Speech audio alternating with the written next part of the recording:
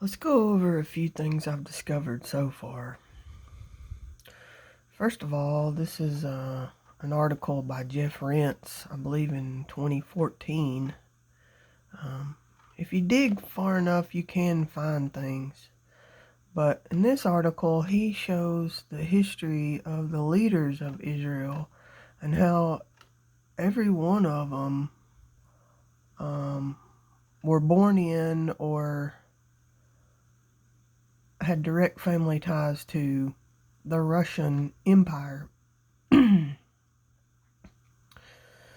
the communist Russian Empire.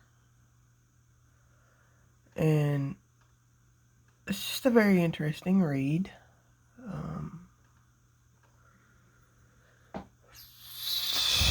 I'm going to zoom in and you can see there if you want to type that in. Jeff Rentz, the Communist Fascist Zionist Alliance. So that's on the Public Intelligence blog. So, that in itself makes me think of certain things. And then I want to see if we can't find this here.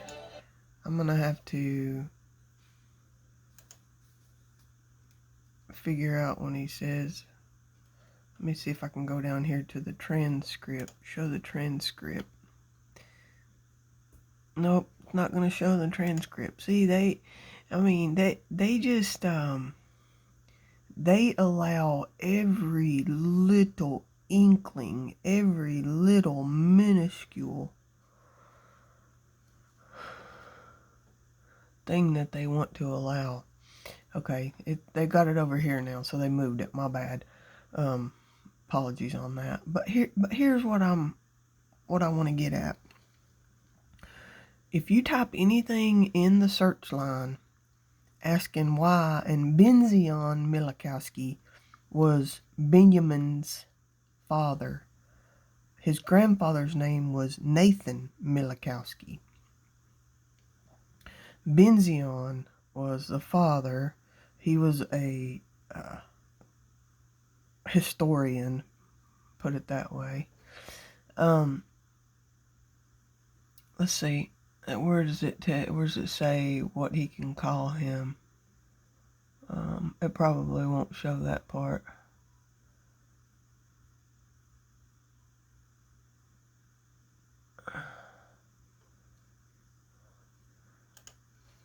Here we go. For sure, it'll be Prime Minister all over again. Do I get to call you BB right now? You can call me Your Royal Highness. Excellency. You can call me Your Royal Highness, Your Excellency.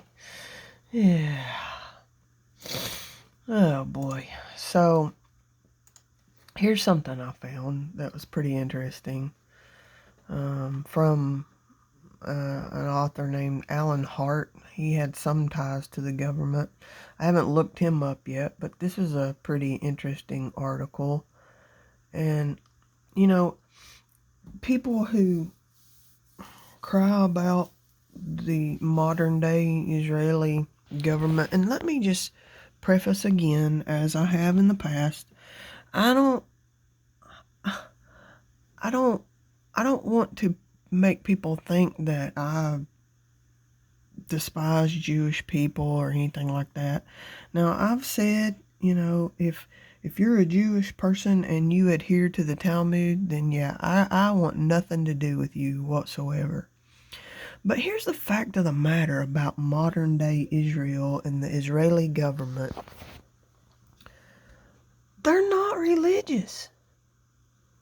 I guarantee you, most of them, they don't care about religion at all.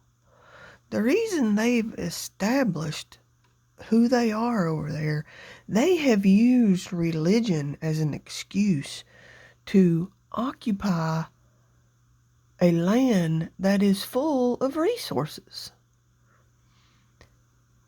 And you can listen to him tell his story about himself, of who he is, because you can find that all day long on YouTube.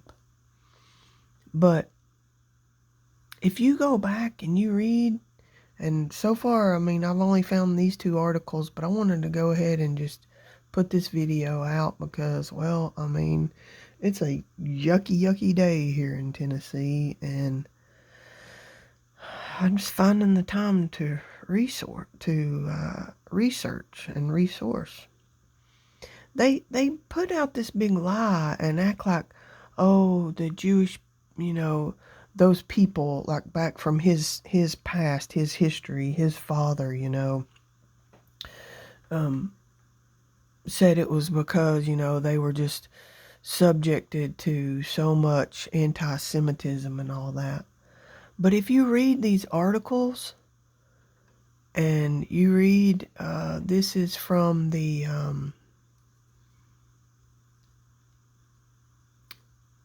Yitzhak Shamir, the Zionist leader who became a prime minister.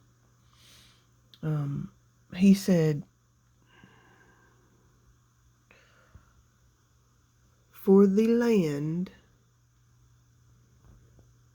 of Israel, lying is allowed. So why is lying allowed? I mean, Jesus and even God, I mean, that, they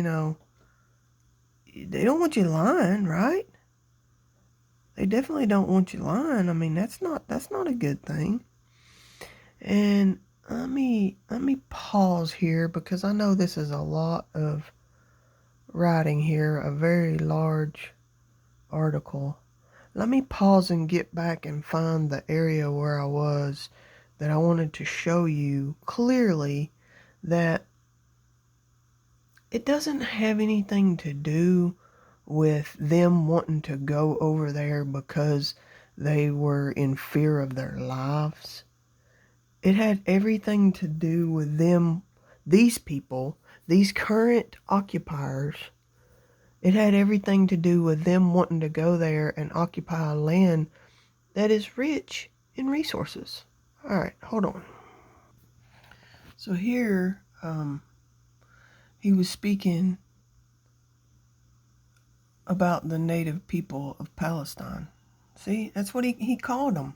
The native people view their country as their national home, of which they will be complete masters. They will never voluntarily allow a new master.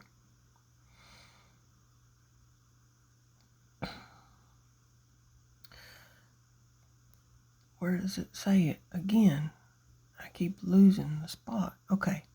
They have the precise psychology we have. They look upon Palestine with the same instinctive love and true fervor that any Aztec looked upon his home in Mexico or any Sioux upon his prairie.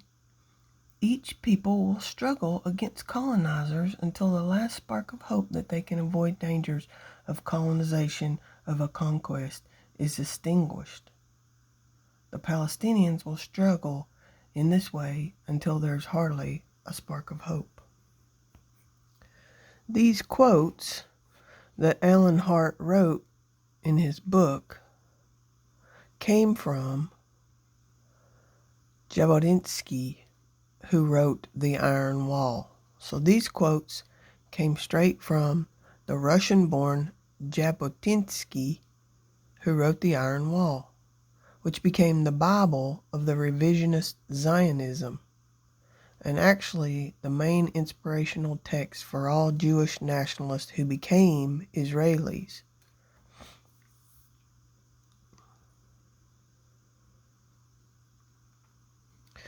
Benzion Milikowski went to New York to become Jabotinsky's personal secretary in 1940. So this gentleman, this Russian communist who pretend to be a Jew, see, they don't even, I mean, there's nowhere where they speak of God or, God telling them to go back home or anything like that. No, not at all. here you go.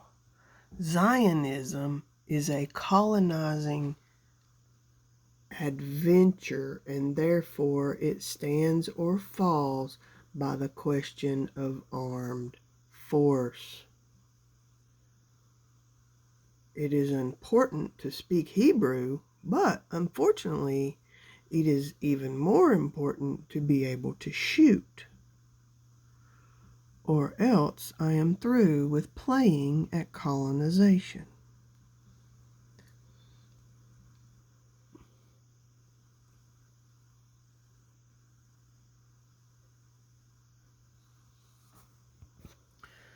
That a decade before the Nazis came into power in Germany was the ideology of revisionist, honest Zionism.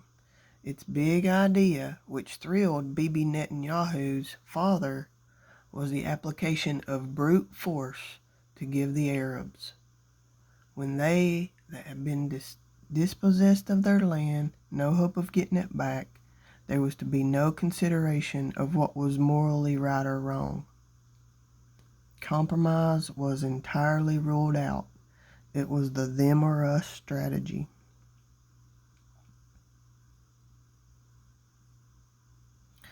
The question of how much the son was influenced by the father was put to Benzion in an interview. That's Bibi's father. He replied, I have a general idea. Bibi might aim for the same goals as mine, but he keeps to himself the ways to achieve them, because if he expressed them, he would expose his goals.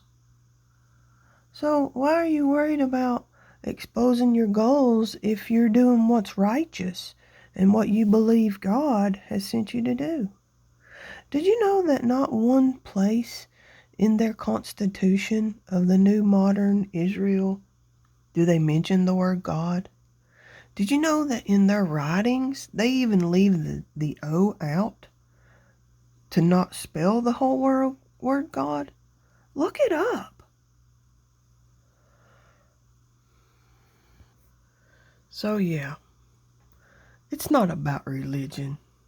I implore you to understand this. It's not ever been about religion for them. It's been just like the British conquest. It's been about occupation. It's been about taking over a land that has a lot of oil, and that's what it's about. Now, netan-yahoo means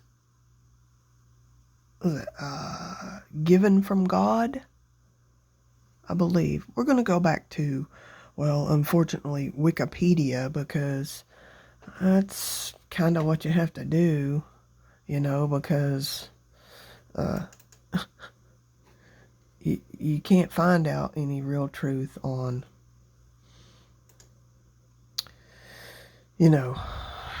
on the internet. Forgive me. I guess I'm going to have to start going to libraries. Benzion Milkowski. See, there it is. I mean, it's the first search.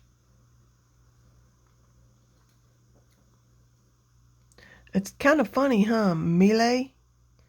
Isn't that the new guy in was it like Argentina or somewhere like that? Mile, huh? Interesting. Very, very interesting. Very interesting. And most of the stuff that you see that comes up when you try to look this stuff up is all led by Zionist media. Gene Haaretz, Center for Israel Education, Jewish Virtual Library. Here's something from Max. We're going to look and see what this is here in a second. But where does it say? Actually, let me look.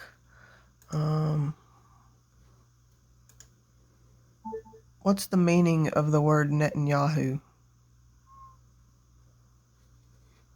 To give. According to Israel365news.com, according to Abrahamovitz, the Hebrew meaning of Netanyahu derives from the word natan, which means to give. The suffix Yahu, which concludes the prime minister's surname, is one of the names of God. Thus, the full meaning of his surname is God gives. God gives. So, did they change their name to Netanyahu saying that God gave him the name, or that God gave him the land, or that God was going to give him the land? I mean, it's the only time that Benjamin Netanyahu will ever mention the word God is when he says the last of his name. I don't see any other time when he's talking about God. You know, his grandfather just chose a name and changed it. I mean, doesn't everybody's family just choose a name and just change their name from a Russian communist name, Milakowski, to Netanyahu? Doesn't that sound so much more Hebrew? So I've started to look a little bit into the origins of who they were before they were in Russia. Sephardic is a word I've found so far. That's a type of a Jew that originated in Spain, northern Africa. So yeah, I mean, you can go on here and you can go to Bing, you can go to these alternative websites or search engines, but they're all going to lead you down the same road. And we know what road that is, don't we? The SOS. And I'm sorry that I'm so old school and I just handle my phone and it just, does what it does. And I'm not all, polished and edited, but I don't have time for all that. I just want you to know the truth, and that's what I'm seeking, and I'll bring you more when I find it. Much love. This man right there, His Excellency, in his own words, he's not a man of God.